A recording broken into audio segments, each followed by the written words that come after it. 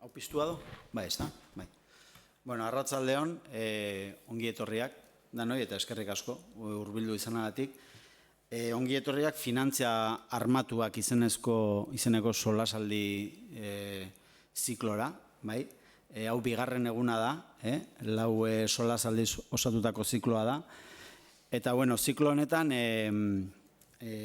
bankak armagintzan dituen interesak izango ditugu izpide, eta gu guztioi eta gizarte bezala nola eragiten digun bankak finantza armatuetan interesak izateak, ezta? Horren aritik ere, gu guztioi dagokigun arduraz hausnartuko dugu eta irtenbide edo alternatiba posibleak planteatuko ditugu. Esan bezala, lau solasaldiz osatutako zikloa da, bai? Lehenengoa, otsailaren 12an burutu zen, segurtasun politikak nola ordaintzen ditugu, nola ordaintzen dugu gerra, izenpean aritu ziren, Tika Font, Gasteizko talde antimilitarista eta Irungo Harrera sareako kideak izan ziren, lehenengo saio horretan. Gaurkoa da bigarren saioa, eta gaur egungo mugimendu antimilitarista aztertuko dugu.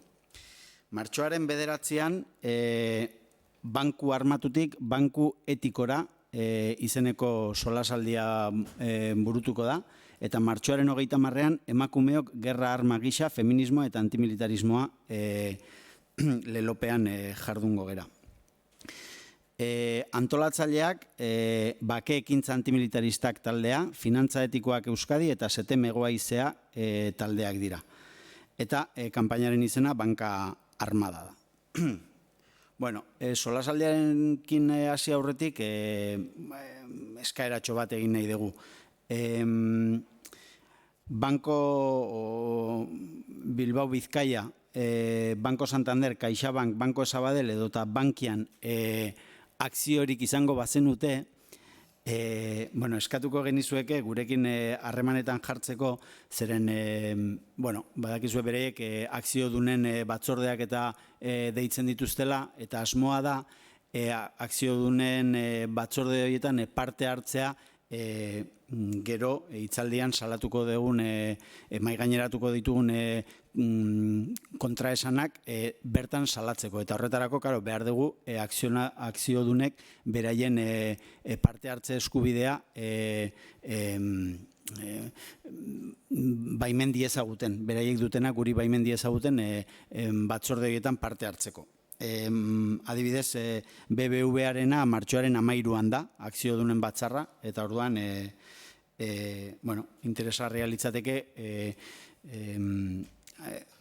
akzio horiek ordezkaritza guri edo hemen ordezkatuta gauden taldeei uztea gure salaketa akziodunen batzarroietara helarazteko. Hori egiteko interesa eta borondatea duzuen ontzat, banka armatuaren web horrian, bankarmada.org edo eta setem.es web horrian daukazue informazio gehiago. Bueno, solasaldiarekin hasteko, mahaiaren bueltan bildu ditugu Iñaki Otamendi, bake ekintza antimilitarista taldekoa, bai?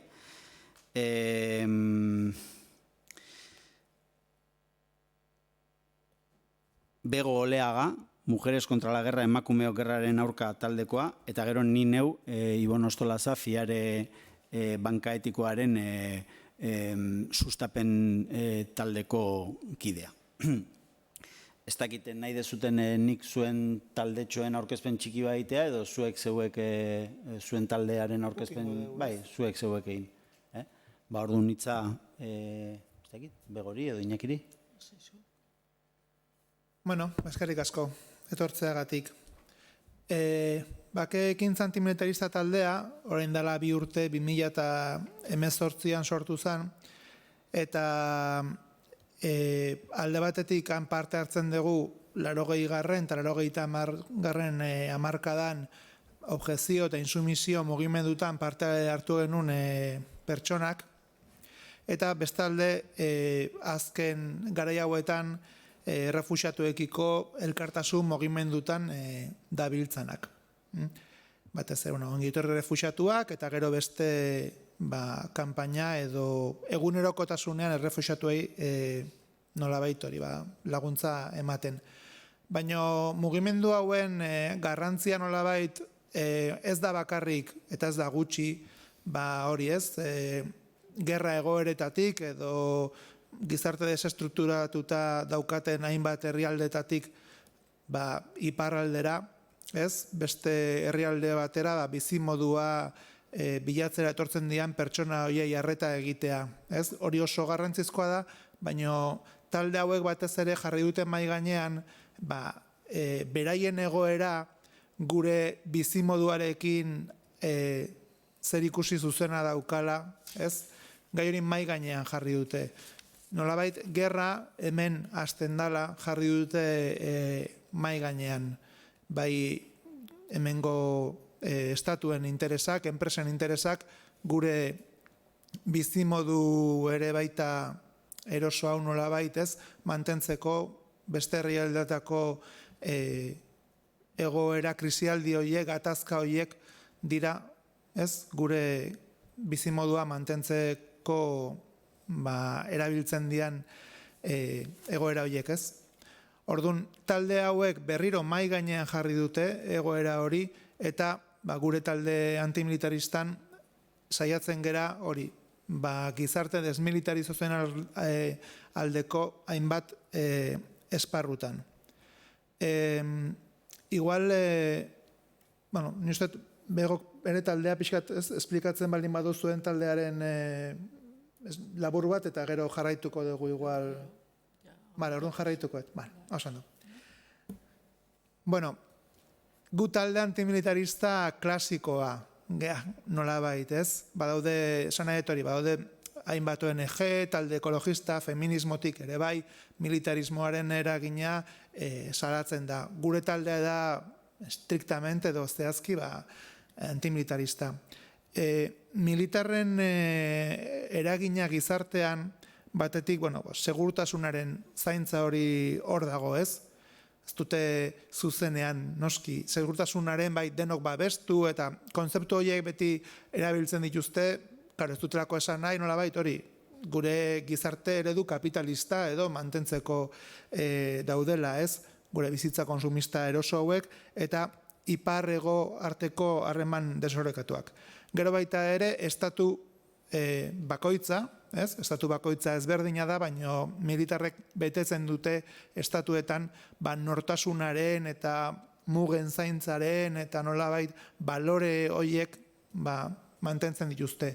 Modernizatzen saiatzen dira, nolabait hori, garai bateko militar klasiko horien eta nolabait itxura hori gaur egungo gizartean badakite ez dula arrakastarik, orduan saiatzen dira modernizatzen, hainbat modutara, han daude misio humanitario horiek, aurrenak gerra sortu eta gero gerren ondorioak konpontzera edo juten dira, baina misio humanitario horietan ere, hainbat herrialdeko poliziak edo militarrak entrenatzea ere badago humanitario hitzaren azpian.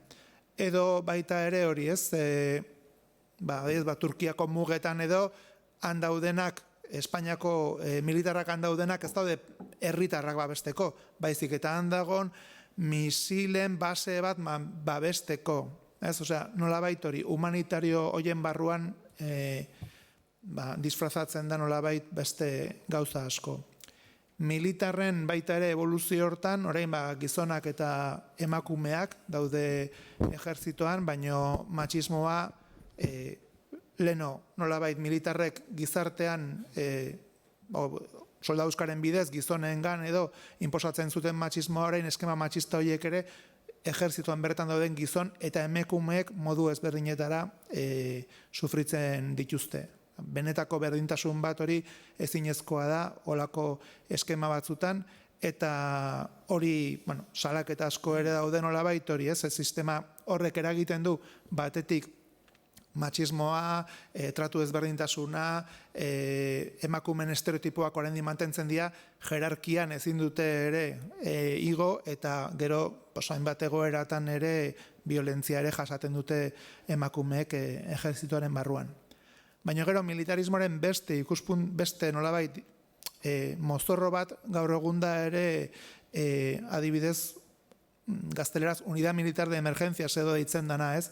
Claro, militarrak nolabait kasurik onenean, hau da, gerrarik ez baldin badago eta hola, beraien kuarteletan daude, baina dia milaka soldadu hainbat ekipamenduarekin kasurik onenean erabiltzen ez dena, baina gastu militar bat erabiltzen dute, eragiten duna, ez?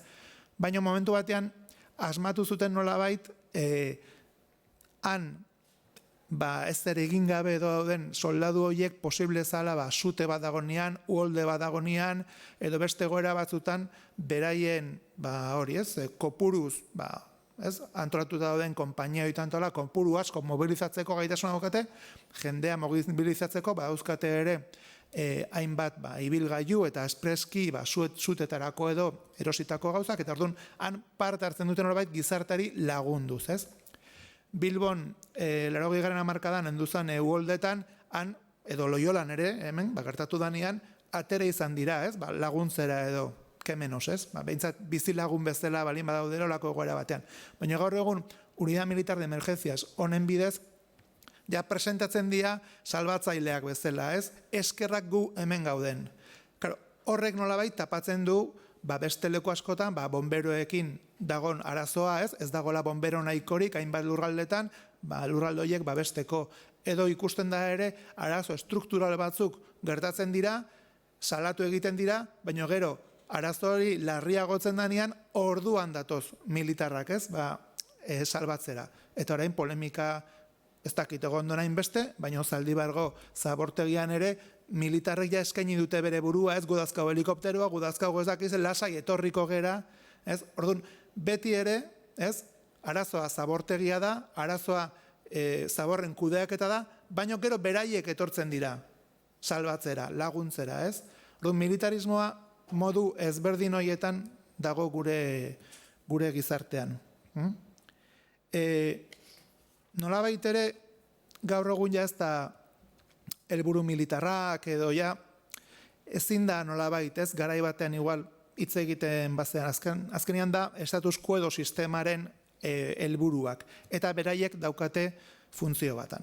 Bai, ideologia propio bat daukate, sinisten dute militarrak zein dan bere papera, baina baita ere nahi dute beraien bizi modua bermatu. Osea, ja kasta bat bezala bihurtzen da militarizatea, ez? Horren barruan ere, gero dago ekonomikoki. Ekonomikoki gerra erabiltzen da, baina gastu militarra ere egunerotasunean hor dago. Ez? Armagintzaren papera dagoan, esan dugun bezala, arma asko ez dira erabiltzen, arma asko egiten dira eta ja kadukatu egiten dira, o ja ez dira erabilgarriak sekula erabili ez badira ere, zorionez esango genuke, baina ja ziklo perverso batean sartzen da, ez?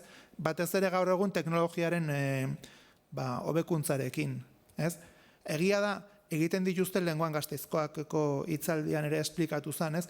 Egiten dituzte ere arma batzuk, tanke batzuk edo elementu batzuk, helburu batekin, beste herrialdean ez dakizarekin, baina gero dauzkate abioi batzuk non tanke horiek ez dira sartzen. Orduan, praktikan ezin dituzte eraman herrialde horietara, ez? Baina nolabait ja, industria militarra ja ez bakarrik gatazkak dauden lekutarako arman produkzioan hori da bere nolabait hortaz elikatzen dira, baina baita ere nolabait erabiltzen ez diran, ejerzitoak erabiltzen ez ditun hainbat arma egiteko prozesu batean sartuta daude. Eta hori, presupuesto militarretan ere erabakita handago, ez? Horren beste hanka bat izango litzateke txarla hauen fokoa jartzen dan banka armatua, ez? Banka armatuak batetik interesa dauzka hainbat munduan dauden hainbat gatazketan, handik etekin ekonomikoak ateatzeko, hori ez, hango ingurune naturaletik produktuak aterata, edo, hola, baina baita ere, nolabait hori, arma horiek egin eta erabiltzen diren kasuetan kredituen bidez, eta gola, han ere bankuak eragin asko daukat. Orduan triangulo bat ere hor dago, ez nolabait, estatua eta militarra daude, banka dago bestalde, eta armagintza dago. Hori, estatu bakoitzak dauka, ez, bere armagintza industria mimatzeko edo joera hori, baina gero aparte dago beste herrialdetan, eta Yemenen kasuan ikusten da, nolabait hori ez, hemen ekoitzen dira armak, gero han egiteko. Nortzu gera antimilitaristak kontestu hortan? Batetik, herritarrak gerraren kontra daudela, sufrimentuaren kontra daudela, beste herrialdetan gertatzen diren, gertatzen txikizi horren kontra dagoela, hori nabarmena da, sensibilizazio hori nabarmena da. Baina, baita ere kutsaduraren arka gaude, ez? Osea, gaude osasunaren alde gaude. Osea, nolabait, antimilitaristen lana da nolabait desmilitarizazio prozesu zehatzak edo planteatzea. Osea, ez bakarrik ze pena edo ze gogorra hango egoera edo, baina hori, zergatik gertatzen da hori, nola egiten dugu, ez? Nola funtzionatzen du armagintza sistemak, nola funtzionatzen du banka armatuaren sistema, eta zer egin dezakegun horren aurrean. Gu talde bezala, bideo txiki bat egin dugu azkeneko 2 urtetan zer egin dugun, eta hori pixka bat ere, uste simbolizatzen dugu, edo ulertzen da, zein dan antimilitaristen lana, ez? Ez dauka audiorik, baina, oso pixka bat da bakarrik.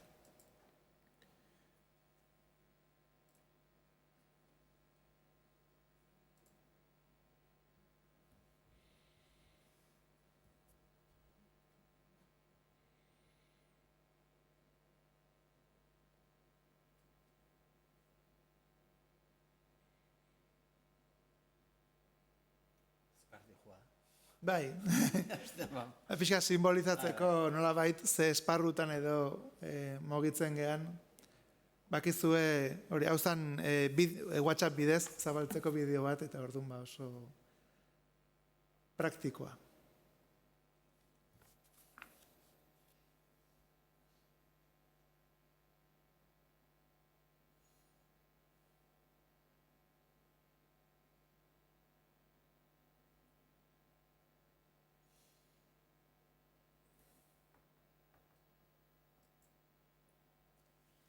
Hau da nolabait gure azkeneko 2 urtetako ibilbidea, ez? Zertan aritu behar orduan?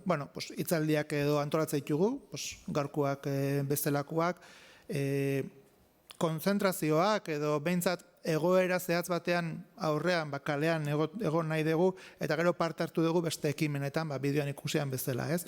Eragozpen fiskaleko kanpainetan, G7-aren kontrako mobilizazioetan, eta baita adibidez Mozal legearen kontrako mobilizazioetan edo aritu geha. Ez dakit, nik ustet batetik sarrera bat egiteko edo, ez? Ustet hau nahikoa dala pixkat, gero nahi bazue guze kanpainetan gabiltzen edo planteatu dezakegu, eta gero bukaeran ere begota bion artean hori igual komentatu dezakegu Euskal Herriko mugimendu antimilitaristak, ez? Nola igean momentudan koordinatzen, edo zein dan errealitatea. Gaur ere mokeko kideak ekorri bertzuten, Bilbokoak eta Iruñakoak, baina azkenean arrazoi ezberdinagatik, ezin izan dute etorri, baina orain dala hilabete edo urtarrilean edo zigea lehengurtian ja ireki genituen kolaborazio puntual batzutatik talde antiministak gehiago koordinatzen, ez? Hori igual bukaeran ere komentatuko dugu. Bueno, Gabon, eta mila esker etortzeagatik. Gure historia txikia da, porque hasi ginen 2016an. Eta izango da batez ere relato bat. Gu emakume talde txiki bat gara, 2016ko ustailean Greziara muga zireki karabanarekin joen ginen. Hori, Euskal Herritik antolatu zen, baina estatu mailan. Joan ginen ia 300 pertsona eta Grezian Salonikan batu ginen Europako beste jente batekin. Eta helburua zen Europako migrazio politikak salatu eta ondorioak. Ondorioak, mugak ixtea, ziesak, errefusiatu kanpamentu lotsagarriak, nazioarteko legeetan jasotako asilo eskubidea aurretzea, atzerritartasun lege murrizketak, eta garai hortan atarazan gutxi gora bera Gasteizkoak kolektiboa egindako liburua Estas guerras son muy nuestras. Eta hor, jente asko enteratu ginen, nola gure herrian, Euskal Herrian, 100 enpresak daudela armagitzan maila ezbardinetan, baino armagista hankakastuta eta pringatuta. Eureri eskerrak, liburu horren eskerrak, baita enteratu ginen Eusko Jaurlaritza eta instituzio batzuen babesa eta Euskal Unibertsitatea eta Mondragoi Unibertsitatea ere kolaborazioa eta babesa. Entonces, gerran ondorioak, gerra jentea migratzeak, gerra, espolioa, hori dana badakigu, ezta? Baina beti oso urrun gelditzen da. Osea, enteratu gara migratzailea daudela, batez ere gure atea joka etorri direlako. Bestela, hor dabi zeuren herrien inguruan mugitzen, ezta? Baina, urte batzu barru, gure atea jotzen ari dira, eta gu ikaratu egin gara, eta ez dugu nahi. Baina ondorioak har daude, eta gero, Iñaki esan dauen bezala, ondorioak ezagutzen duguz. Baina gerra hemen hasten da. Euskal Herrian armak egiten dira, eta gu daukagu ardura bat hor, responsabilitatea daukagu. Ez da hortik, ez da naturako katastrofe bat, baizik gauzak pentsatuta eta koordinatuta eta eramaten direnak. Horregaitik, karabana hortik eta liburua batez ere, eta karabanatik bueltatu ginenean, erabaki gendun taldetxo bat, ez gendula nahi konplizeak izan. Ez gendula nahi. Eta gure izenean hori ez dala egin behar. Eta holan, adostatu gendun, ez gendun egin, ez prentzaurreko bat, ez komunikatu ofizial bat, ez, pentsatu gendun. Atarako gara kalera, pankarta batekin, eta salatuko dugu hau. Eta nora eramaten gaitue bidea, besterik ez. Eta 4 puntu adostatu gendu zen. Gerren aurka, produkzio militarrik gabeko Euskal Herri baten alde, beste herri batzuetako errekurtzoak espoliatzearen aurka, eta gero gerretan emakumeen eta neskatoen aurka erabilitako muturriko indarkeriaren aurka. Eta pentsatu gendun, eta zer egingo dugu, lehenengo, hasi ginen, 4 punto honekin, hasi ginen kalera ataratzen lehenengo eta 3. ostiralean. Kalera pankarta batekin, eta isilik egoten ginen, beltzez jantzita, eta lehenengo gure burua joan zen emakume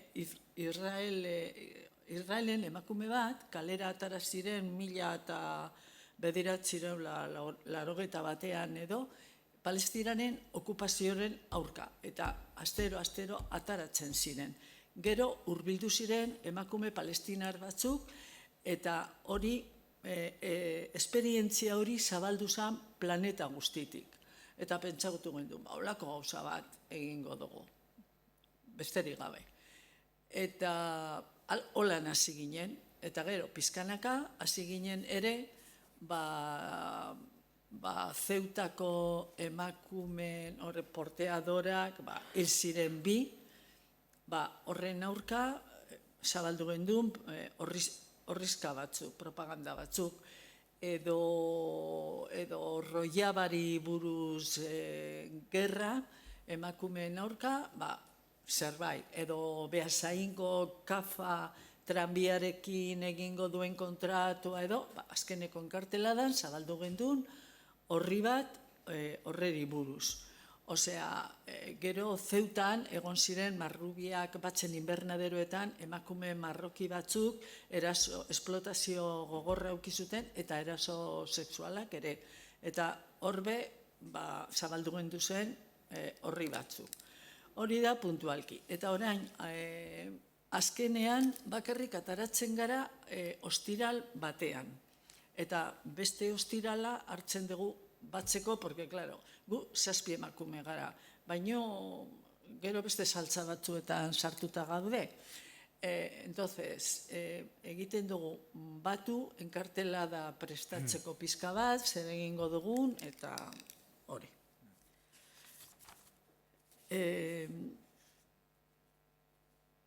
Gero baita hori da ja gure programa. Eta gero beste kolektibo batzukin elkartzen gara eta parte hartzen dugu. Jarraitzen dugu karabanetara joaten. Italia, Melilla, joaten gara. Euskal Herriko mugak zabaldu karabanetan. Gero, Ina Robles, zuhaltzailea, berari esker ere, Bilboko, enteratu ginen, Bilboko portutik ataratzen zirela armak Arabia Saudira eta hortik Yemen gerra eta jentea hiltzeko. Eta hor, movimiento feminista barruen talde antimilitarista batzuk, emakume batzuk, antulutu zituzten 2 martxa. Bat, Bilboko portura, kate bat egin zen, eta gero Zener, teknologia puntako lantoki bat, Getxon. Eta hor pizka bat ekintza hoiek izen da, pentsatu zen berreskuratzea feminismo barruen egon zan tradizioa insumisio garaian. Insumisio garaian emakumeak hor parte hartu zuten, Zaragozan egon ziren kanpamentu batean, eta gero egon ziren Eibarren ere, fabrika batean, sare bat egin zuten, armi-armako Eibarko Star Pistola fabrikan. Koloretako armi-arma bat egin zuten emakumeak, hau izen zen 1996an. Eta parentesis hori emakumeen ekintza horiek pizka bat kontesto barruan sartzeko asmoa da feminismo barruan berreskuratzea beti egondan tradizio antimilitarista hori. Gero, emakume gerraren arka parte hartu dugu gerrarako Eusko Label Arma, Eusko Label para la Guerra kanpainan, hor egon ziren, hor 12 elkarte egon ziren, nik uste dut lan oso interesantea izen zala, hor etorri zan Arkadio Liberez, Gasteizera, eta, bueno, egin zan nahiko lan polita egin zan, hitzaldia. Gero, zehar egin zuen errefusiatu zeso esplotaziorako emakumeen ikerketa bat, eta horbe parte hartu gendun hori zabaltzeko eta bertan egoteko. Gasteizko gaztetxean egin ziren jardunaldi internazionalistak, gero Markinan egon ginen ere, pizka bat gure esperientzia zabaltzeko, eta gero prestatu gendun 30 urte insumizio eta orain zer. Eta, bueno, izen zan hitzaldi bat, nahiko insumiso, garaiko insumisoak etorri ziren, eta hortik ikusi zan oso interesgarria talde militarista, bera Iñaki aipatu duena, elkartzeko eta zerbait egiteko edo gutxienez aurpegiak begiratzeko eta ezagutzeko, ezta?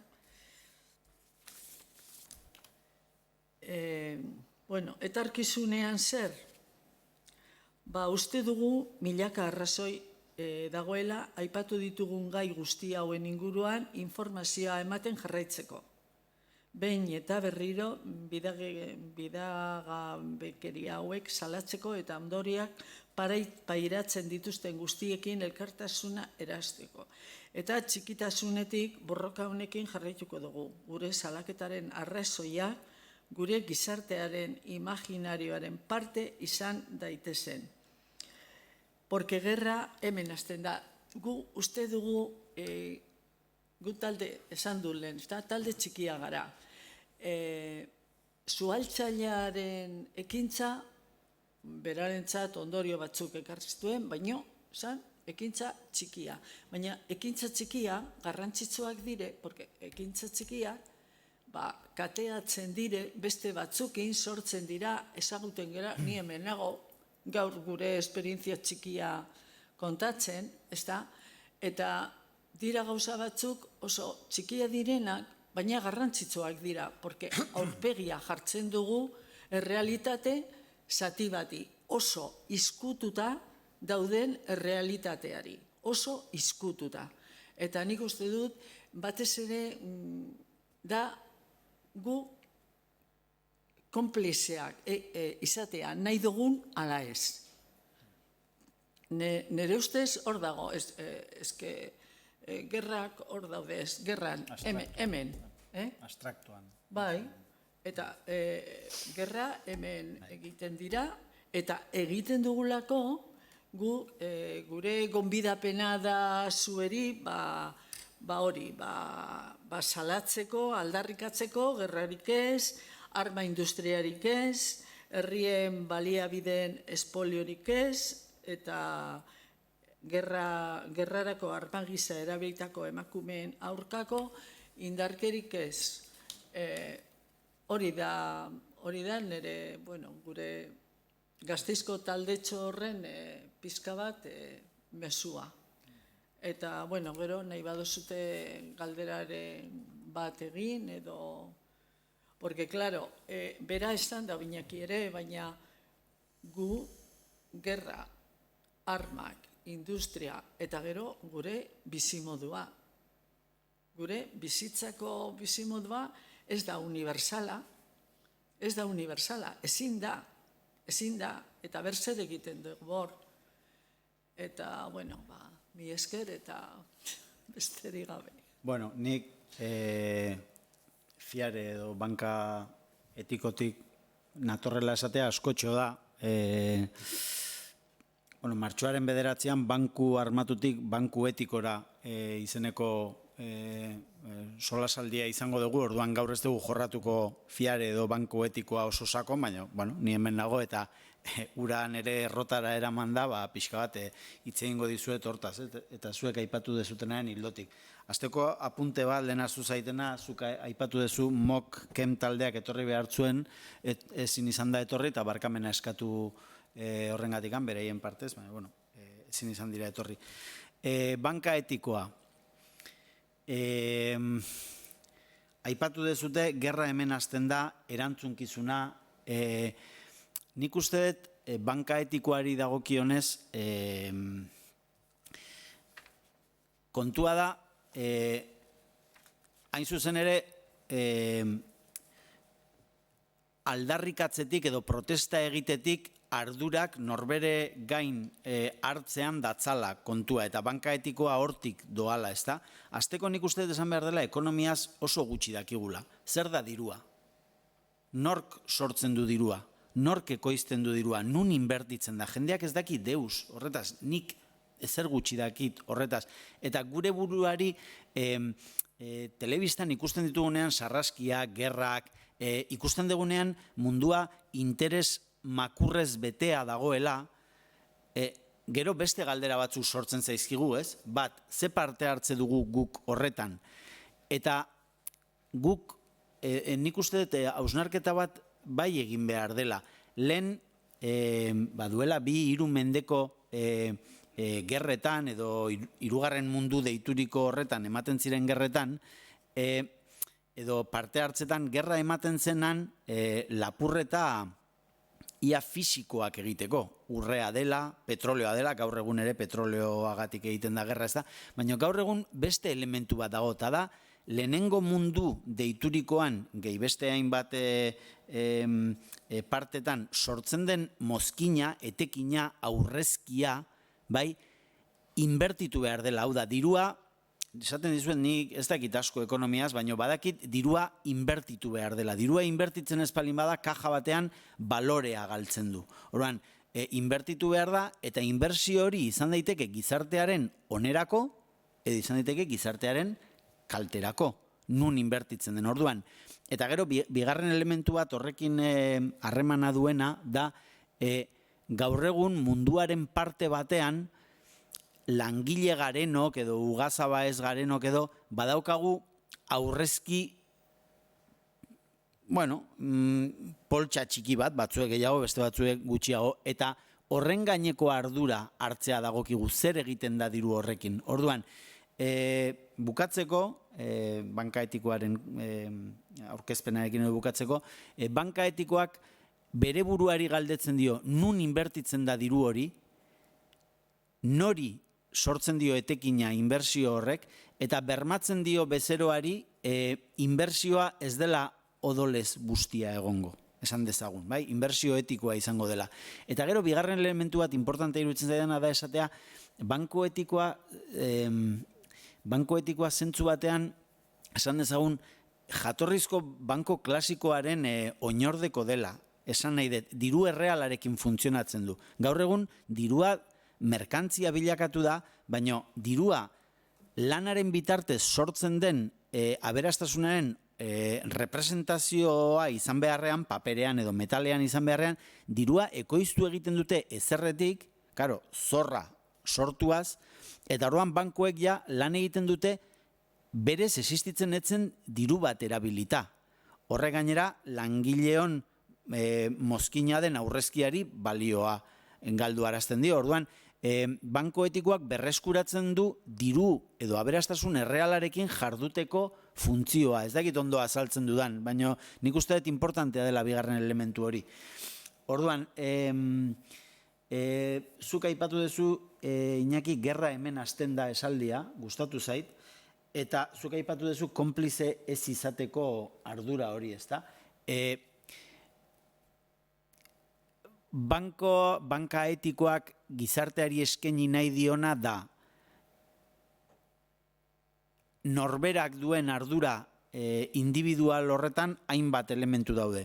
Zer energia konsumitzen dezun, ze janari konsumitzen dezun, ze arropa konsumitzen dezun, ze gailu elektroniko konsumitzen dituzun, ezta? Eta beste arlo bat da, zure aurrezkiekin zer egiten da, ezta? Eta oso parte hartzaile da, hain zuzen ere, modu asamblearioan esan genezake, erabakitzen da, nun inbertitzen den, nori ematen zaizkion maileguak, eta pixka bat, zuek aipatu dezuten ardura norbere gain hartzearen ildotik doa banka etikoa, ezta? Orduan nik uste dut importantea dela galdera hoiek egitea, ez? Nik galdetuko nizuek ez zuei, bat, Euskal Herriko arduren esparrura etorrita, Euskal Herriko armagintza industriaren radiografia badaukagu? Zenbat enpresa diren, norenak diren, nork inbertitzen duen hor, bai? Nik galdera hori egingo nuke, eta bi, indarrean diren, gaur egun gerra ere asimetrikoa da eta lausoa da, ez da lehen bezala gerra bat deklaratzen da, gerra bat bukatzen da, ez gaur egun gerra etengabea da. Egunero entzuten dugu ez dakit nun dron batek ez dakit zenbat miliziano hil dituela Afganistanen, Afganistango gerra deklaratu da, bukatu da, indarrean dago, Pakistanen ere egiten dute, ez dakit nun egiten dute, baina galdera da, gerren radiografia ere egina dugu, hau da, zertan eta zenbateraino gaude lotuta gerra hoietako bakoitzarekin. Esan dezagun, Rojavako petrolioa gure gasolindegitara iristen da, trazabilidade hori badaukagu, egitea badago, galdetzen dizuet, Galdera mardula da, baina... Bigarrenatik hasita zesango dugu, orain, Bolivian gerra bat ondu da? Ez dakit, ez? Baina argi dago, han, ez? Teknologiarako beharrezkoa dian materialak egotea zer ikusia daukala, ez? Osea, gerrak modu ezberdinetan edo egiten dira. Eta gero egia da, igual baudela Palestinako egoera adibidez, edo zuzenean eragiten digu, ez digu eragiten, zaila da gero jerarkia batzuk edo egitea, ez? Baina aztertu beharko genuke trazabilidade hori, ulertzeko zer gertatzen den. Saharako egoera, estankatuta, azkeneko 40 urtetan, mundu mailan, ez? Zenbat edo inguru giro aldetik, ez? Asiako basoetan egiten ari dana. Karo, guzti horiek dira gerrak, nolabait. Gu, igual, jartzen dugu begirada parte militar horretan, ez? Hortan ere, egin behar darako eta ez talako maiz egiten, ez? Baina gatazkak munduko leku pila batetan da. Zen enpresari nork ematen dizkio maileguak? Galdera, hori jakitea badago, badakizue? A ber, Gasteizko liburuan agertzen dira enpresak izenarekin nun daude kokatuta eta dena. Horre agertzen da dena. Adibidez, Gasteiz, hemen Donostin dago Aperribai, Zapa, lehendakaria, Real Sociedadeko lehendakaria, beti Ribarrertxu, eta... Osea, hor agertzen dira, badago zerrenda bat. Eta gero, Centro de las zerrenda bat ere publikatu zuten, informe 37 edo, eta hor agertzen da zerrenda bat bankarena, banka armadarena. Eta hor zerrenda bat, eta klaro, nik uste dut hori oso zaila dela pista eramatea, baino badago zerrenda bat. Eta zer egin dezakegu? Nire ustez oso zaila da pista guztia jarraitzea. Baina badago ikerketa batzuk eta hor data batzu daude. Eta horrekin gutxienez, horrekin jokatu. Adibidez gu, pentsatu dugu, ez dakit egingo dugu ziurrasko, emakume horren aurkako jentea, igual, egingo dugu zerrenda bat Gasteizen, zerrenda transversal bat, eta anitza, eta elkarti guztiekin, elkarrizkatu, entrevista batzuk izan, eraman informea, eurekin hitz egin, eta esan Kutxabanekin, adibidez, porque jentea Kutxabanekin dago, osea, lehen Caja de Vitoria edo betiko kutxa, Gasteizkoa, eta gero bihurtu zen Kutxaban. Horrekin, osea, mozteko kontua, mozteko. Eta zer egingo dugu? Kutxaban pikutara joango da? Ez hain inozoak. Baino bai, eta gero horren ostean ikusiko dugu, eta ebaloketa bat egingo dugu, eta igual atarako dugu dokumento bat esaten zer dan. Eta Kutxabanekoak igual pentsatuko dute zerbait. Baina publikoki esatea, porque bestela oso zaila da, eta hain handiak dira, hain opakoak dira, hain mafiosoak dira. Eske oso zaila da, baina daukagunekin bidea egin. Nik uste,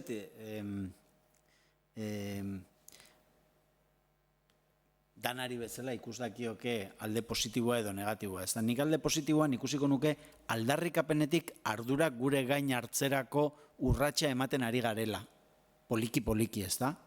Guzti hauek alegin propositiboak dira. Hau da, ez da aldarrikatzea, gerraren aurkanago edo ez da egitzaren aurkanago, baizik eta da esatea, bueno, nik ze harreman maila dut horrekin, eta ondorioz ardura gure gain hartzea. Ez da, orduan, hori ikusiko nuke alderdi positibo bezala. Alderdi negatibo bezala nik, eta norbanako bezala ari naiz, baina niri iruditzen zait, eta Euskal Herriaz, edo Euskal Herriaz ari geralarik, zuk egiten bali madezu hemen, mai honetan dokumentu bat, egoera hauek salatuz, eta eskatzen bali madiezu Euskal Herriko, Ego Euskal Herriko eragilei babesa eman dezaten, sinadura jarri dezaten, izango dituzu. Sindikatu guztiak, alderdi politiko gehienak, auzo elkarteak, ez dakit zer, eta gero nik galdetzen dut, sindikato, alderdi, auzo elkarte horiek, non daukate kontu korrontea? Nori ordaintzen diote argia? Bai, ze ardura maila hartzen dute bere diruaren gainean, daukaten diru apurraren gainean, ezta? Eta ez erakundeek norbanakoek ez ditugun ardurak dituztelako, baizik eta nik uste mailakatze gizartean mailakatuta paper batean bere sinadura jartzeko prest dauden erakunde guzti horiek ardura bat dutela bere gain hartua, bakarrikan sinadura jartze soilarekin, baino gainera oso didaktikoa izango litzateke erakunde guzti horiek, eta ehunka erakunde dira, eta izen handikoek, bere afiliatu kide guztiei esatea behitu gure kontu korrontea hau da. Gure argi konpainia edo kooperatiba hau da. Eta zergatik da hau, honengatik eta honengatik. Eta mezuek izan behar dute oso argiak eta zehatzak, ezta? Eta nik urrats hori usteet, ez dakit falta den, baina usteet beti bezala, gaztelera esaten den bezala, hablamos por encima de nuestras posibilidades. Ematen du, gero, konpromesu realak hartzeko garaian oso makal gabiltzala, ezta? Eta Euskal Herriak sare asoziatibo oparoa du, oso aberatsa du, eta nik uste dut hori pixka bat trenkatu behar dela, exigitu behar dela, ez? Aldarte honean, baino exigitu behar dela, ezta? Zuek diozue datu zehatzak dituzuela, mai gainean jarri behar dira, ezta? Bai, informazioa hor dago aspalditik, eta gaur egun, geroz eta bisualago, geroz eta garbiago. Hor informazioa badago. Salaketa ere egiten dira, kanpainak etola. Bego planteatu duna hori da, falta zaigu, eta zuk esan ezun bidetik, ez? Konpromesu maila txikitik, handiarteko, bidarteko eskaleta bat egin, eta elkarteei planteatu eskaleta hortan, noraino iritsiko dian, zenba denboran, baina jarri ja bide batzu jartzen. Herritarrok ere, aukera horiek praktikoan jarri. Han gertatzen da ere, armagintzaren kasuan, ez gera gu bakarrik, antimilitaristak edo errefuxiatuen aldekoak, emakume taldeak nolabait mugitzen ari direnak. Kezka ere beraiek badaukate, enpresa horiek orain arte egin dituzte bere negozioak, baina orain gerozta kezka gai daukate publikoa dalako egiten duten lana. Kasu honetan Eusko Jaurlaritzan ere badirudi nolabait hori, ekonomiaren edo progresoaren edo horren aldeko bide horretan ere konturatu dira gure mezu antimilitarista eta gure kritika sozial hori eragina aukitzen ari dela, ez? Eta orduan hori ez da bakarrik gu moitu beharra daukagula, baizik eta bestaldetik ere mugitzen ari dirala eta ekarri nahiko nuke adibide bat, ez? Orain dela hilabete batzuk aurkeztu zen ikerketa bat, ez? Nolabait hori Eusko Jaurlaritzak enkargatuta Euskal Herri Araba, Gipuzkoa eta Bizkaiko, baino lurraldeetatik, ez? Armagintzaren esportazioaren esparru hortan zer kompetentzia dauzkan, ez? Jaurlaritzak, zer egin dezake Jaurlaritzak, aurrena jakin ze egoera dagon, eta gero zer egin dezaken Jaurlaritzak. Egoera deskribatzean, hori, erabiliko zituzten segurazki, Zentre dela, Gasteizkoak eta beste elkarteek indako informazioak eta egin zuten txosten bat, enpresa hauek daude. Baita ere kontuan eduki behar da esan dakoa, ez? Enpresa batzuk, SAPA adibidez, 100% militarra da, produkzio militarra dauka, baina beste enpresa batzuk teknologikoak edo beste mekanizatuak ere egiten dituztenak edo adibidez beste enpresa batzuk egiten dituzte parte batzuk, ez? produkzioaren parte bat da militarra, beste parte handia ez. Eta orduan zailtasuna da jakitea, ez, zeintzuk bai, zer ez, hola. Baina, egin zuten Eusko Jaurlaritzarako ikerketa hori. Gero, kompetentzien arloan, ez daukago kompetentziarik. Zeren transporte mailan, Bilboko portua Espainiako kompetentzia bada. Komerzio internazional, Espainiako kompetentzia da, Europako kompetentzia da, hortan ezin dugu sartu. Armen salerosketa hori ere ja regulatuta dago, Espainiako gobernuaren kompetentzia bada, Europa mailan tal cual, ordon, ez daukago kompetentziarik. Bueno, ordun ezin dugu ezer egin. Baina, buelta ematen zioten horri, nolabait, eta planteatzen zuten, egin dezakegun gauza bat, da, Eusko Jaurlaritzak proposamen bezala egiten zuen, da transparentzian enpresei, armagintzara dedikatzen dira enpresei, transparentzian ahalegin handiago bat egitea motivatu. Motivatu, ez behartu. Nolabait, proposamen hori jarri zuten mai gainean. Claro, horrekin zeingo dugu, gure burua lasaitu, esan, transparentzia da, legearen barruan ze arma produzitu eta saldu daitezken, eta nolabait legearen barruan nondik nora, zeini, ze herrialderi saltzen dizkiogun arma horiek. Horrekin ja gure burua nolabait gizarte bezala ja legearen barruan ematen dan beste edozein negozio bezala transparentziari esker parekatzen baldin badegu armagintza, ja egin dugu gure partea. Kontu zibili behar dugu, zeren diskurso hori hor dago. Transparentziaren eta legalidadearen barruan egiten dian negozioen izenean armagintza zuritzeko ahalegin handia dago. Orduan, klaro, nik uste egin behar dugu lan bat esateko, hau ez da nolabait helburua. Helburua ez da egiten dan gerrarako eta sufrimenduaren truke irabazten dan diru horren esparru hortan legalidadaren barruan egotea, baizik eta hori desagertzeko prozesuak martxan jartzea, ez finkatzeko, ez legearen barruan finkatzeko. Orduan, azkar ibili behar da daukagu. Han aipatzen da, sindikatoekin lan egin behar da, enpresekin lan egin behar da. Zeren, neurri batean ere, Eusko Jaurlaritzak, diputazioak, batetik diru laguntzak ematen die hainbat enpresei. Ikusi gabe zertara dedikatzen dian. Orduan, armagintza ere sustatzen duten modu batera. Baina gero bestalde daude kreditoak. Eusko Jaurlaritza diputazioak ere kreditoak ematen dizkie hainbat enpresei. Beste bankuak, baina baldintza hobegotan eta hola. Orduan, nolabait guzti hortan badauka ardura aktibo bat. Gure administrazioak badaukate ardura aktibo bat. Eta diru asko ematen zaie, diru laguntzetan eta hola. Azkenean, diru hori planteatu beharrean, zer egin enpresa hauen produkzioa bideratzeko produkzio zibilera lanpostuak mantenduz, Edo prozesu bat planteatu hori, enpresa bakoitzekin desmilitarizazio prozesu bat.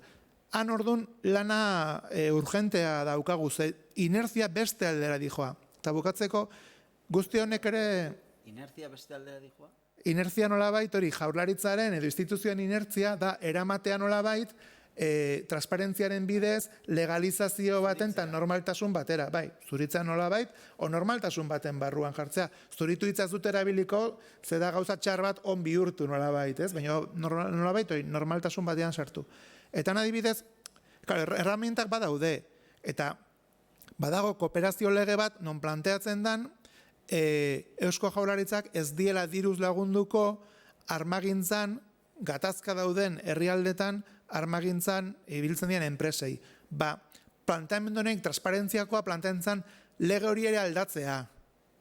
Enpresak etikoak baldin badira, transparenteak baldin badira, nolabait ez litzatekerako beharrezkoa izango, kooperazio legean egotea artikulu bat non debekatzen dan hori, Orduan, hori da daukagun erronketako bat. Zuk esaten duzun legea da 2007an, Eusko Legebiltzarrak. eta hori sinatu zuen Eusko Jaurlaritza. Eta ez du betetzen, ez du betetzen. Eta Bilboko portuan, egon ginen, egin dela 2 astebete, Bilboko portuan moztu ziren armak eramatea, gero Santanderrean betalde bat hasi zan mugitzen eta moztu zan, eta ja barrido Bilbotik hasi dira armak eramaten. Nik uste tamalez, gizarte zibilak eta berriz ere finantza arlora eramango dut gaia, ez da, baina nik uste ardura edo bere gain hartu bere diruaren gaineko subirautza berreskuratu behar duela. Zergatik, zeren gainera, zer gertatu zen duela 10-12 urteko krisi deitu zitzaion horretan. Aktibo toksiko batzuk zeudela, ez dakin zein poltsetan gordeak, izkutatuak, alegia, lehen maileguak ematen ziren. Enpresa bati €1.000.000 mailegua ematen zaio. Akzio batzuk erosteko produktu jakin batean, baino. Gaur egun, produktu finantzieroak oso konplexuak dira. Zuk erosten dituzu inbertsio poltsak, eta poltsa horretan daude enpresa ezberdinetako eta alor ezberdinetako inbertsioak eta akzioak. Ez dituzu akzio zehatzak erosten, arrisku mailaren araberako akzio poltsak erosten dituzu, esan dezagun, ezta? Horrekin zer esan nahi dut, eta hildo horretik esan nahi dut, gizarte presioak eragina baduela, marketinean bada ere, zeren adibidez, janari ekologikoarekin gertatzen den bezala, 10 urtean asko aldatu da janari, eta asko garatu da janari ekologikoaren eskaintza eta bar, eta hori da gizartearen presio bat dagoelako, ez? Animalien ongizateari dagokionez, eta bar. Finantzekin ere, bankuek, kutxak eta zeak eta eskaintzen dituzte sustainability funds eta horrelakoak, gero beste gauza bat da horrek duen sinesgarritasuna, baina esanet hori da eskaera bat eta presio bat dagoelako. Orduan, ikus dezagun edalontzia erdi betea, ezta? Nik uste dut gizarte antolaketak bere fruituak ematen dituela, baino nik uste dut trazabilidadea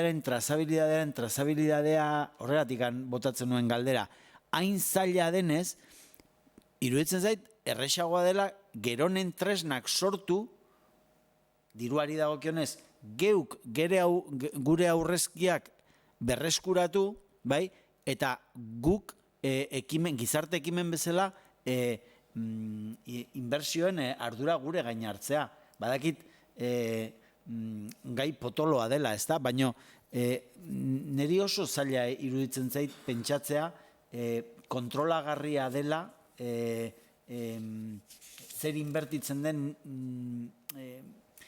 gure tresnak sortzen espalin baditugu, eta gure soberania berreskuratzen espalin badugu, zentzu horretan. Ez dakit ondo azaltzen dute, baina ez dakit.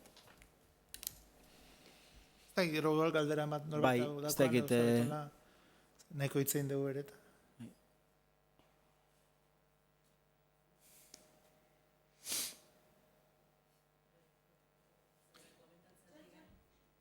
Bai. Zerbait komentatzetikan oso interesgarria iruditzen zait komentatzen duzun bakoitzaren ardura dela eta denak ados gaude mundu bezala aldatuko, bakoitza ez badu aldatzen, ez? Bakoitzaren jarrera sostenigarria ez bada mundu honetan. Baina nik enuke aztuko, eta gai honetan eta beste hainbetetan, buruera etortzen zait zagorren gaia, sekulako oso potoloa dela hori ere, eta bai honetan, militarren asuntuan, oso horreza da ikusten dut beti politikariako gaur egun itiutela dena guri utzi, ez? Zuen ardura bakoitza, sensibilizazioa bakoitzak, etxean, zagorra, tal. Bueno, zagorra adibidez izugarrizkoa da guk sortzen dugun egunerokoa, baina, bueno, ez da eguneko zenbatekoa izango da hori konpatzen badezu industriarekin, taberna eta jatetxeekin ere izugarria da. Orduan, badaude paraleloki, eta seguraski garrantzia handiagoa da, volumen handiago daukena, eta nik uste, gai honetan ere berdina dela, instituzioetatik hartu behar dan ardurak hartu behar diren, eta legeak, eta hori da izugarrizkoa, ze pasatzen da, lan hori ez dutela ingo gure presioa ez badukate. Ez, hau da, katea. Eta hortarako sensibilizatuta egon behar du gizarteak, argia dago. Baina, gai guztikin bezala ikusten dut ez daukagula gaur egun gizarteak ez daukela kultura politikorik, ez daukagu kultura edo heldutasun demokratikorik. Nahi iruditzen zait, ze izugarrizkoak pasatzen dira eta ez ditugu kastigatzen. Bizi osoan bozkatu dugu alderdi bati eta ez eta aldatuko. Edo ez eta aurkitzen, edo nire gustuko alderdirik, eta gauzakola jarraitzen du 25, 30 urtetan berdin. Gauza batzuk botatzeatik gan. Nik uste, nik erantzun nahi dizut, gero zuek ere ez dakit, gero arek ere galdera egin nahi du. Nik uste dut, zentzu batean, politikariei ere hainbat esparrutan uzten diegula guk egin nahi ez dugun lan zikina egiten. Hau da,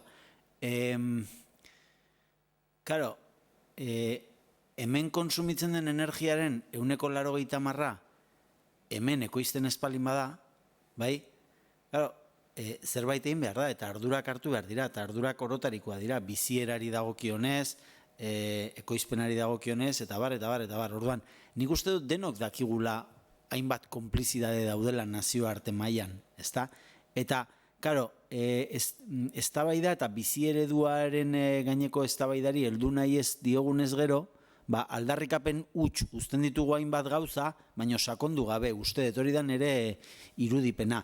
Nola nahi ere, aipatu dezun dialektika hori ardurak individualak diren, edo ardurak eraman behar diren irakurketa politiko batera, edo nik interesgarria iruditzen zait, baina uste dut bukle baten sartzen gerala eztabaida horretan. Individual, kolektibo, individual, kolektibo, individual, kolektibo. Nik hausnarketan osatu nahi nuke, eta esango nuke, karikatura handi bat eginda, hau da asko simplifikatuta. 18-19 mendean langileriak aldarrikapenerako tartea baino ez zuen, aldarrikatu behar zuen. Eta orain ere, itxura denez, hemendik aurrera ere aldarrikatu beharko du, zeden berriz ere pobretze ziklo batean dago, ezta? Baina, eman dezagun, 20. mendeko paradigma sozialdemokratan zer gertatu da? Herri xearen parte batek aurrezkia bere ganatu ahal izan duela. Litiekenez lehenengo aldiz historian, hainbat burrukaren ondorioz, ez? Eta, irakurketa sakona litzateke, ez? Zer indar dialektikak ahalbidetu duen hori. Baina kontua da, lehen herri xeak zer aldarrikatua zuen eta konplizidade gutxi. Baina orain dialektika oso kuriosoan gaude. Zer aldarrikatua badegu, baina gure gain errua gure bizkarra hartu gabe, baina ardurarik ere badegu gure konsumo ereduari dagokionez, gure inbertsioei dagokionez, eta bar. Eta nik erruduntasun, ez erruduntasun dialektika horretan murgildu baino lehen, eta Euskal Herrian gauden ezkero nik asko pentsatzen dut ikastolen mugimenduan. Ikastolen mugimendua zer da? Ikastolen mugimendua da, ukazio batetik eta debeku batetik herriak sortzen duen tresna bat boterea bere gain hartzeko. Zergatik, botereak ez dituelako asebetetzen bere nahiak. Kasu honetan, euskal gaiari dagokionez edo euskalduntzeari buruz. Karo, gure aurreko belaunaldiak egin zezaken beste gauza bat. Ikastolak sortu beharrean egin zezaken gobernu zibilera jun eta protestatu. Euskararen alde gaude, protestatu eta kitxo. Ardura gobernariena da. Baina zer egin zuen? Protesta asko egin zuen, hori esan gabe dijoa, baina tresna sortu zuen. Eta nik uste dut guri dagokiguna dela tresna sortzea. Ez dezu nahi bankuak inbertitzea petroleretan, sortu banku bat. Punto. Osea, horrek esan nahi du bankua sortzen duenak esaten duela ardura berea dela eta ez dagoela sistema. Ez. Ez du hori esaten. Esan nahi duena da, nahi dituela bere tresna propioak sortu. Ez bere buruari barkatzeko eta esateko, no, yo ya no tengo responsabilidades. Ez da hori. Baina nik uste dut importantea dela, ez? Munduaren zati honetan ikustea biktima borrero ere badela batzuetan, ezta? Eta natural hartzea eta ardurak bere gain hartzea. Eta nik uste kriston potentzialidadea duela. Kriston potentzialidadea. Zeren gainera, zaborretan aipatu dezun bezala gauza batek bestera zaramatza. Astentzera kristala birziklatzen, eta gero papera birziklatzen duzu, eta gero ezin dezu birziklatzeari utzi. Ezin diozu birziklatzeari utzi. Gaizki sentitzen zera egiten ez dezunean, ez da? Bai. Noski. Noski. Lei de enbases, hori dena egin behar, noski. Bai. Bai.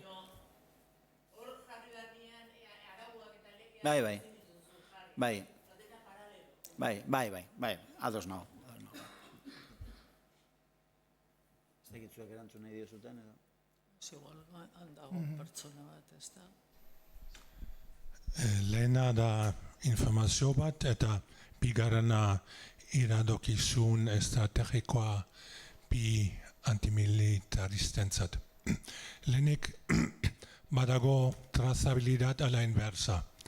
Adibidez, Rojaban sartu ziren tankeak argazkitan garbi ikusi zen alemaniarak zirela, eta Yemenen etxe umekin puskatu dituzten bombak ere hartu zituzten ez dakit Oxfam edo nork egin zuen, eta trazatu zuten bidea Rheinmetall arte. Naiz eta Italiatik pasa, alemanak ziren. Hori informazio gisa. Ja posible da gauzak trazatzea. Iradokizuna, Zapan badago sindikato gogor batzuk. Gauz dira grebak antolatzen. Baina, ni Zapan lan egingo banu, badaukat, ez dut hor lan egiten, baina lan egingo banu, badaukat konspirazion de silencio nire enpresarekin.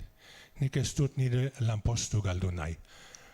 Orduan, zuek egiten duzun salaketa oso ona da, eta morala oso ona da. Baina hemen gaude 10 pertsona edo 9 pertsona, eta hor zerbait adierazten du. Janaria edo lanpostua beste gauzak baino garrantzitsua da. Eta orduan, salaketaz aparte zerbait mugitzeko konbertsio ereduak aurkeztu behar duzue. Eta badakiku teknikoki posible da. Eibarren fabrika bera egin zuen pistolak edo eskopetak eta makinazteko zer. Niri langile gisa berdintzait makinazteko zer edo eskopetak egitea. Baina jendeari frogatu behar da posible dela. Eta sozialista, sozialista izandako Alemanian zuten armagintza fabrika asko eta dana konbertitu dute. Orduan, posible da konbertitzea eta hori ere kutsi behar da. Esan behar da, hau da krimena eta hortaz aparte ez da berezkoa. Bi gauzak. Posible litzateke edo zuri posible iruditzen zaizu proposamen hori eremu publikotik sortzea? Hau da, Eusko Jaurlaritzak programa bat proposatzea, enpresei, maileguak ematen dizkien ez gero, publikoki, Eusko Legebiltzarrean, horrelako proposamen baten bitartez, esatea, armagintza enpresen konbertsioa. Rekonbertsiorako, ez da nola esaten den, programa. Transformazio esango dugu. Hori posible litzateke? Armagintza, ez da? Adibidez, Alemanian konbertsio hori ez du Triodos edo Ecobank edo bankaetika egin, hori egin du Kreditanstalt für den Wiederaufbau da estatuko banketxe batek. Orduan, teknikoki posible da. Baina herri ekimen gisa posible litzateke hori aurkeztea, ez? Nik ustetan dala hanka ezberdina dauzka, ados nago beste fase batean sartu behar gehala, eta armagintzaren kasuan sartu behar geha hori, konbertsio, transformazio prozesu zehatzak epeekin, ni badakit oso gogorra dala, esatea, venga, enpresa honek 10 urtetan utziko dio armak iteari. Joder, egunero egiten dituzte armak. Bale, baina ordu nola, 10 urtetan, 8 edo 15 ezin dugu egin, zeren egunero ja desastre bat da hori, ez dugu ez ere egiten. Gaude, batzutan harrapatuta gaude olako logiketan. Eta egia da, nik ustet hanka ezberdina dauzka honek, landu egin behar da administrazio publikoekin, ze beraie dauzkate erramientak eta dirua, ere gure dirua, nik nahiko nuke, nire diruaren parte bat, erabiltzea armagintza enpresen transformazio prozesuak inbertitzeko. A fondo perdido. Baina nik ustet hori jende asko adosengo litzateke horrekin. Eta ikerketak eta nolabait hori sareak eta administrazio publikoa badauzka. Sindikatoek ere, eta ni uste langileak ere arrazoia daukazu. Langileak nahi du lana egin. Eta soldata bat euki. Eta nahi dugu danok segurtasun bat euki. Hemen ez oso urruti alba da, baina zer produzitzen dezun, langilei nik ustet, erabilera sozial baterako aldin bada, postazun gehiago ematen badizu, lan baldintza honak baldin badauzkazu. Orduan sartu behar geha sindikatoekin eta administrazioarekin prozesu hoitan. Igual egia da, kontraesanak sortuko zaizkigu, ze ez enpresa konkretu hau 20 urte baino lehen ez dugu lortuko. Edo enpresa konkretu honek dauzka dauka plantillan 40-50 urteko empleatua dauzka. Igual enpresa hori, ez? Ze prozesuetan, danoi ematen digu beldurra rekonbersioa, prejubilazioak, guztiek danoi ematen digu beldurra. Baina, bueno, han behar dira ekonomistak, ingenieroa behar da jendea dakina gai horri buruz, administrazio publiko hortara jarri behar du, sindikatoak ere olatu hortan sartu behar dira, eta hori, adibidez, kafeko eredua, nolabait, behintzat, langileak agertu dira Palestinako lurretan egin behar dan tranbiaren eraikuntzaren kontra. Oso ondo.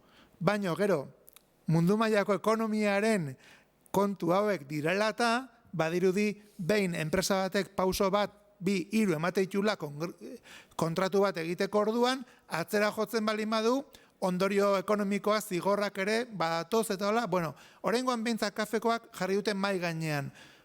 Kontratu hau ez dugu nahi sinatzea. Lortu behar dana da, enpresa hori ez presentatzea bere burua hainbat proiektuetara. Osea, aurrelan hori egin behar da. Badaude aurrelan zehatzak egiteko. Eta pasa behar degula, beste gauzetan aipatu dan bezala, herritarrei, enpresei, langilei, sindikatuei, eredu zehatzak proposatzera. Pasatu behar gara, bai. Baina, GAF asuntoan adibidez, beste enpresa guztiak ez dira presentatu kontratu hori jasotzen. Bakarri presentatu dira kafekoak.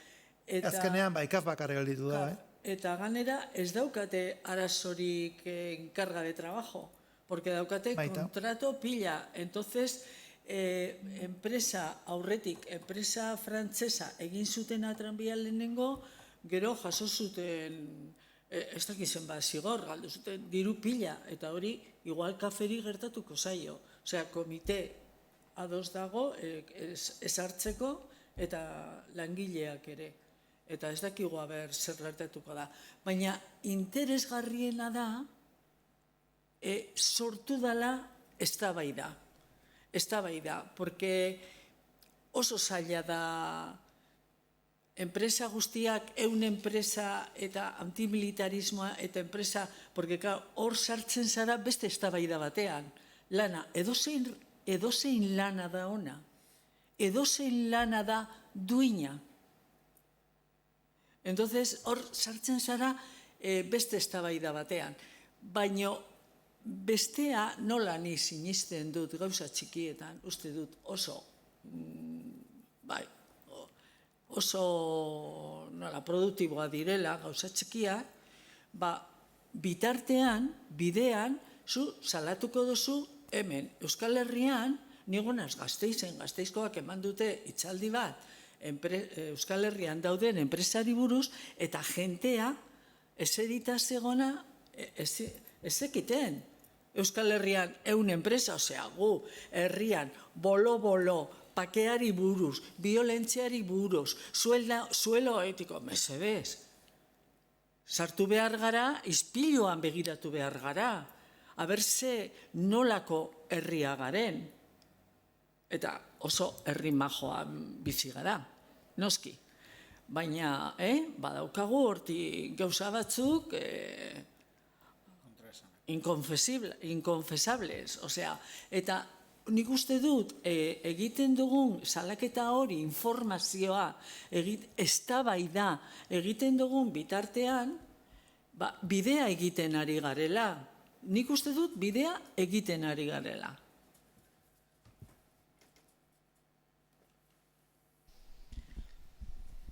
Bai, bueno, lehenengo barkatu nire euskera ez da oso ona, orduan. Baina reflexio txiki batzuk nahi dute egin. Lehenengoa da, gerrak osoak ekonomikoa dira.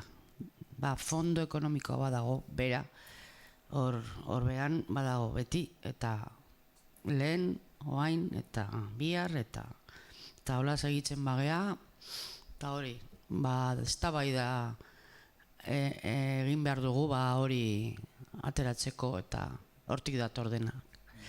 Bigarren reflexioa da, gizarte hau dago oso militarizatuta, oso. Eta niretzako polizia ere bai militar, ez dakit nola esan, talde bat edo, esan. Porque poliziak armak erabiltzen dira baita ere. Eta lehen zu aipatu duzu hori Mosal legearen kontra ibiltzen geha, ni hor nago hain sartuta bai da, eta hori, bere poderea badute oain. Eman dute politikoak, poliziari. Hori, podere txiki bat, ala gehiago, baino zer bere buruan eiteko.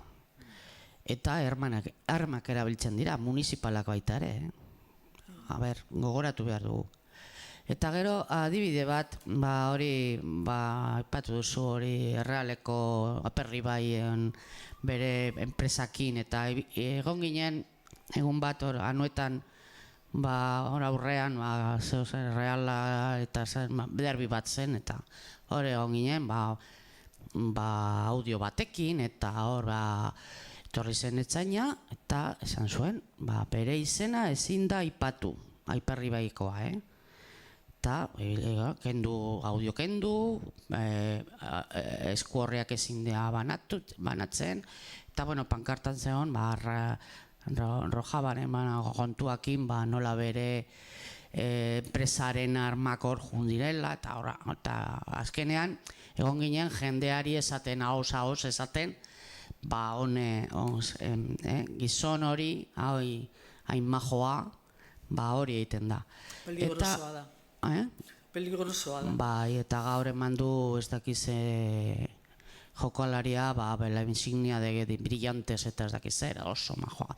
Eta daukate ez dakizen bat, epaitegian dago sartuta zare batean, dauka hor pendienteak, badaude, eta kondenatuta dago baita, beste batzuk ere baita ere, hau eta Olano eta beste batzuk ere, hor dauden dena batera.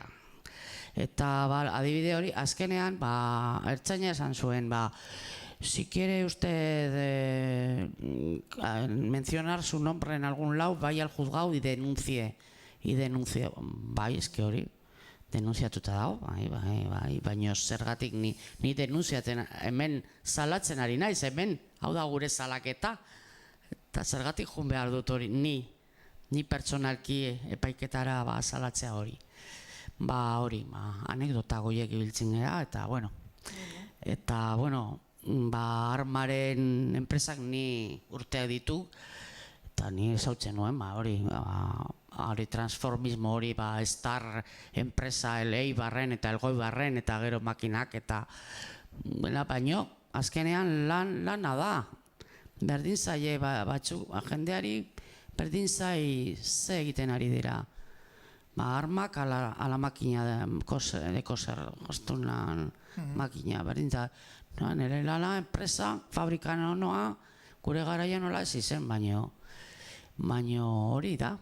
Zein aipatu du azuk ez da, pues igual hay que mencionar que no se haga, que en cualquier empresa no se puede trabajar, edo cualquier empleo ez da ere.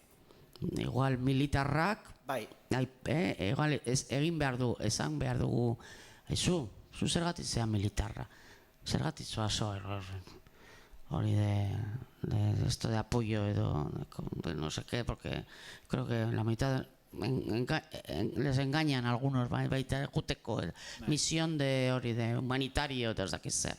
Eta ez hau hain bakarrik, gerra zibilian hola irabiltzen zuen batzuk. Estábamos de hori de esto humanitario eta armakin hemen zintuan. Azkenean hori da, responsable personala, kolektiboa, iga denbora guztian, eta estrukturala, ez? Nik uste eta iga denbora guztian... Beti zera kontraesan horren bueltan dantzan, nik uste zuk aipatu dezunen hildotik Josune eta gizonarek aipatu duenaren hildotik, nik uste pixka bat gainditu behar dela edo ies egin behar diogula kontraesan horri zeren gertatzen da, askotan ere gertatzen da badaudela edo bagaudela sektore batzuk ideologia edo etikoa izateko luxua degunak, hau da, nik ekologiko jaten dut, edo nik lan etikoa daukat, baina, karo, aldamenean beste batek lana dauka armagintza enpresan eta arek lana behar du bizitzeko, orduan, kontraesan hori eztabaida etiko bihurtu beharrean, egin behar dugu gainditu, gizonarek planteatu duen, proposatu duenaren hildotik, ez da, rekonbersio proposamenak atera berdean. Nik uste politialitzatekerela horrelako mai ingurutatik jaiotzea rekonbersio proposamenak, eta esatea. Baina, nik beti ikusten dut, edalontzia edo ikusi nahi dut erdi beteta, eta pentsatzen dut, adibidez, aipatu dezu, gizon hori, armagintza enpresan interesak dituena, eta errealaren presidente da, ez da? Gipuzkoa bezalako gizarte saretu, oparo, nahiko kontzientzia dun batean, hemen, ez dakit, badago kontzientzi maila nahiko garatua, ez da? Ez nahiko genduken adinakoa behar bada, baina badago, ez da? Eta provintzia txikia da. Nola liteke horrelako ardurak dituen personak horrelako protagonismo soziala eukitzea bat ere zentsura sozialik gabe? Ezta? Nik uste hain zuzen ere, batzuetan personaje horiek bilatzen dituztera horrelako postuak hain zuzen ere beraien jarrera zuritzeko. Ezta?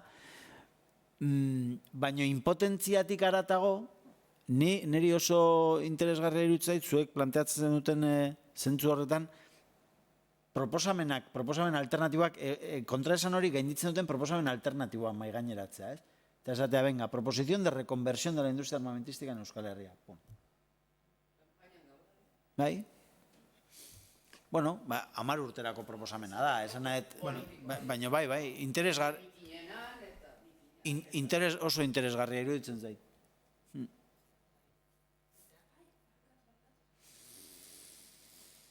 Bestelare berdin entzun ba. Ziritze zaizue, gizarte zuke, komentatzen duzu, ikuste zula gizarte hau nahiko kontzientzia duna, baina iruditzen zaizue, nahiko heldutasuna badaula gizarte honek, konbertsio bateako eta olako proposamenak iteko, ez zaizuritzen oraindik, eta pentsatzen ez bakoitzaren inguruan daukan jendean, gizarte osoak nola ikusten du gaur egun armagintza legala, armagintza ez Yemenea di joana, noski hori denak esango dizue, zehaztakeria, baina paper Eusko Jaurlaritzak oain proposatzen duen bezala, ez? Zuritu hori, edo transformatutako hori, armagintza legal hori jendeak nik ikusten, pentsatu nahi nuke zetz, baina iruditzen zait, gehiengoak ondo ikusten dula. Orduan, noski ezin dezula etikoki hasi eztabaida hortan, eztabaida etiko hortan. Aurrena, edo paraleloki aurre bai, segurazki, oraindik lan asko egin behar da, Iñaki komentatu hortan, desmontatzen, ez? Jende asko, nik ben baino gehiotan entzun dut, bueno, armak egitea berez, ez da, bueno, ez toka, zer txarrik, lan bada, hori da. Ez dauka, jende askok ez dauka ikusten dut arazoa hondirik, hortan. Orduan, zertarako komertzio bat, ez? Behar bada, zakitze iruditzen zaizuen, garaia da, edo lana egin behar da horrena bestera bateko lana, ez? Bai, exigitzen digu zehaztasun maila eta alternatiba mailak eta alternatibak jendeari errestea hurbiltzea, igual nik ustez badagola parte bat hori. Exigitzen digu, gure buruari exigitzen digula oso konkretuak eta propositiboak izatea. Badago hori pentsioen kontuaekin ere adibidez. Dirua nondik eta berda, nahi harritzen hau, bai, ez? Ez esatea, zenbat dago gastu militarrekoa, zertarako, benetan gastu hori beharrezkoa da, ez da, dirua hor dago, ez? Osea, nolabait ez gara sartu behar beste ingenieriatan, numero de cotizante, seguridade sozial, ez dakiz zer, dirua hor dago, ez? Eta jendeari igual, esan behar, ez dakit, gauza zehatzetan noruntz bultzatu edo aldaketak egiteko nola visualizatu, o igual lan hori daukagu igual egiteko. Nik uste jarrera o proposamen proaktiboak didaktiko direla. Hau da, behar bada jendea ez dago oso asaldatua gaur egun armagintza enpresekin, baina horrelako proposamen egingarria maigaineratzen balin badezu, bai, jendeari piztu egiten zaio, zera hori, ez dakit. Bai. Baina egia da beldurraren aroan gaudela, lan eskasia, lan baldintzak direla tarteko, pensioak dena delakoa dela tarteko, beldurraren aroan berriz sartu gaituzte, ez da? Jendea beldur da, jendeak, ez dakit, hauteskundeak direnean, sentitzen duen gauza bakarra da, nun emango diate hurrengo koskorrekoa. Pensioetan, lan eskubideetan, inork ez du pentsatzen obera joango geranik, ez da? Gizartean ikusten, zentzu horretan oso kikilduta gaudela, ez da? Orduan, horrei aurre egiteko, nik uste modu propositiboa dela, eraikitzailea dela, hau da, ez dakit. Nik uste dut, arman asuntoa, ganera, osea, hau da puzle bat. Invento hau, gizarte modelo hau, osea, ez da aurrera joango armari gabe. Daukate modelo, gizarte modelo bat. Eta hor dago arma, dago langabezia, dago espetxea. Espetxea dinot instituzio bezala. Hor daude ez disidenteak, baizik pobreak, marginatuak, gaixo mentalak, osea, gizarte perfektua. Eta armari gabe, gure bizitza ezinezkoa da. Ezinezkoa da. Arma behar dira gure bizitza, daramagun bizitza, privilegiatuak hola bizitzeko. Bizitza estupida, baino bizitza. Eta nahi dugu bizitza hau. Hori da, orokorrean nik uste dut hori nahi dugula. Hori ez du esan nahi, batzuk, ez daudela ados horrekin esaten. Hor egin behar da lan, eta horretan lan egin behar da eta aurrera. Baino, Eusko Jaurlaritza defenditzen du gizarte modelo bat. Eta gehiengo Euskal Herriko jentea, ez daki Gipuzkoa, ez dut ezagutzen, igual oso iraultzailea da Gipuzkoa, baina nahi dute beste modelo mota bat. Eta armari gabe, ezin dugu aurrera eraman bizi dugun bizitza. Ezin da. Behar dugu petroleoa, behar dugu koltana, behar dugu ez dakizer, behar dugu hainbeste trasto bizitzeko, trastoak. Eta hori nundi dator? Gerra dauden tokitik. Ez dakit. Eta ni enaiz pesimista, Ez. Baina, uste dut hori, begira, nik ezagutzen ditut Gasteizen, ingeniero bat, zientziasko jente bat. Eta alde egin dute, edo ez dabe hartu, egon zan enpresa batean, eta konturatu zanean zer zeta zebilen, eskatu zuen kontua, esan zioten, nahi dezu soldata gehiago? Ez, eskenteratu nahi zetan nabilen eta banoa. Eta beste neska bat, eskaini zioten lan bat, langabezian zegoen, tren de alta velocidad. Ez zuen hartu lana, beste lan bat bilatu zuen. Badago olako jentea, eta ni horretan fijatzen naiz. Jente horretan fijatzen naiz. Porque beste jentea, ez dakin nundeko burua, begira, Gasteizen okupatu da Olarizun, auzo bat.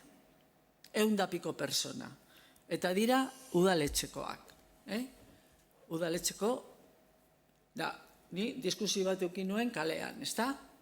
Ezin da, porque okupatu, eta beti maten diozu errezoia jenteari, egia da, nienan neutrala, para nada, nahi neutrala.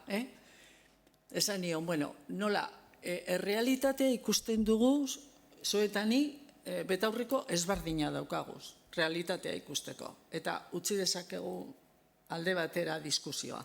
Baina normal iruditzen zaizu Gasteizen 10.000 etxe bizitza, utzik eta itxita egotea, eta jentea kale gorrian lo egitea Gasteiz batean, Siberia Gasteizen. Hori, normala iruditzen zait, y no se nos cae la cara de vergüenza. Ya está. Beste gai filosofikoak utzi dezakegu. Entonces, eta pertsona majasan, sensiblea, baina beste planeta baten bizi da. Ni bizi naizen planetan ez, beste batean. Baina ni uste dut egin behar dugula, hori, honek ez dakin nundik, besteak ez dakin nundik, eta esan, begira, eske hau dago. Eta konforme basagoz, lasai, baina ni ez, eta jazta, eta hori da urteak, movimiento feminista, zenbat gauza lortu dira, baina zelan, etorri dira goitibera? Danien ator movimiento feministatik, ezagutzen du pizka bat historia, ez da? Goitibera zer eman digute? Ez. Behartu egin dugu. Entonces, ni, ez dakit, una optimista igual mal informada. Nik uste badagoela arma bat oso eraginkorra, botereak edo daukana, eta da etxipenarena. Eta nik uste herri honetan, edo gizarte honek frogatua duela birziklai tasa, esate bateako, zuk aipatu dezulako, birziklai tasa 110 baldin badago, botereari oso erresa zaio esatea, ezin da ezer egin, kriston zaborpila dago, baino gizarteak ardura bere gain hartuta eta tresnak aldarrikatuta eta exigituta birziklai tasa jartzen bali badu 170ean, claro, edukie ontzien enbasen plastikoaren gaineko eztabaida saiestezina da boterearentzat. Ez? Esate bateako. Duela 40 urte eskola publikoetan hasi zirenean aldarrikatzen euskera, bai, ikastola mugimendu potente bat existitu ez balitz, botereari asko zerrexago gertatuko zitzaion esatea, ezinezkoa da eskaintza guzti hori bermatzea. Baina, karo, gizarteak jada antolatuak dituenean sare batzuk eta egitura batzuk, nik uste horrek denak goruntzera ematen duela eztabaida, ez da? Zalantzarik ez dut, orduan, ezagit, armagintzaren munduan, aldarrikapenetik eta salaketatik proposamen eraikitzaileetara. Finantzetan beste horren beste eta arlo guztietan berdin, nik ala ikusten dut, ez dakit. Aldarrikatu behar dena aldarrikatu, baino sortzen ez hasi, baizik eta sortzen jarraitu. Eta ambizio hori izan, ez? Ez dakit. Idei horrekin erituko beha. Ez dakit, galderarik edo hausnarketarik baduzuen, gonbidatzen zaituztegu datozen bi aipatu ditugun hitzaldi horietan parte hartu dezazuten, eta batez ere hemen atera diren ideiei heldu eta zuen talde lagun arte eta guztietan zabaldu ditzazuen. Eskerrik asko, etorri izanagatik.